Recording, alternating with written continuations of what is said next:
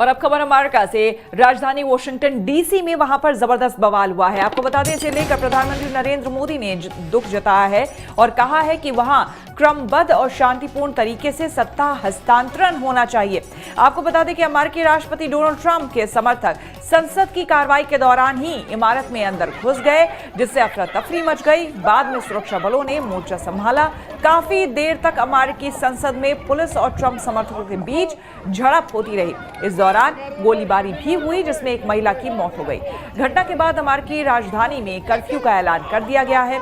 Homeland security विभाग ने सुरक्षा का जिम्मा संभाल लिया है। लेकिन ये बेहद दुखद खबर है और ऐतिहासिक खबर अपने आप में, क्योंकि 200 साल बाद इस तरह की तस्वीर देखने को मिली, जहां अमेरिकी संसद के बाहर ट्रंप समर्थक इस तरह से इकट्ठा हो गए और देखते ही देखते संसद के अंदर वो दाखिल हो गए। अंदर हो हंगामा किया। बैनर पोस्टर के साथ ये सभी ट्रंप समर्थक थे जो कि अंदर घुसे राजधानी वॉशिंगटन डीसी में। हालांकि अब कर्फ्यू लगा दिया गया है, लेकिन ये जो तस्वीरें हैं ये अपने आप में हैरान करने वाली है, ये अपने आप में चौंकाने वाली है और ये शर्मनाक है। देखिए किस तरह से संसद के अंदर ये सभी प्रदर्शनकारी जो कि ट्रंप समर्थक हैं, ये अंदर इस तरह से दाखिल हुए और यहाँ पर हो हंगामा किया। और इसी बीच गोलीबारी में एक महिला की मौत भी हो गई है।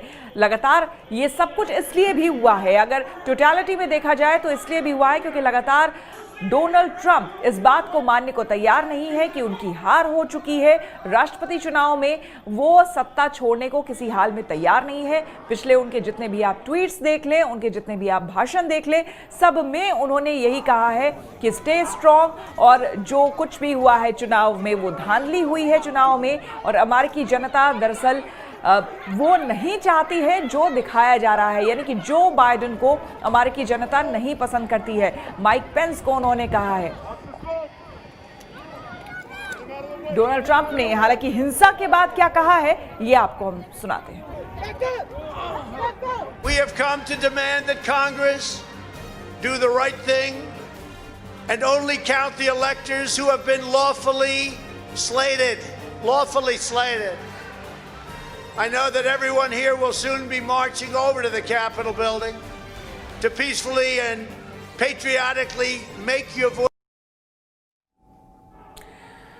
तो आपको हम ये बता दें कि खुद डोनाल्ड ट्रंप ने अपने भाषण में इस बात का जिक्र किया था कि शांतिपूर्वक मार्च। हालांकि ये काफ़ी उन्होंने बाद में ये बात कही, लेकिन डोनाल्ड ट्रंप ने जिस तरह के ट्वीट्स किए हैं अपने आप में वो हैरान करने वाले हैं, क्योंकि उन सारे ट्वीट्स में उन्होंने उकसाने वाली बात कही थी। सारे ट्वीट्स में उन्होंने इस बात का जिक्र किया था कि जो कुछ भी हुआ है वो गलत हुआ है।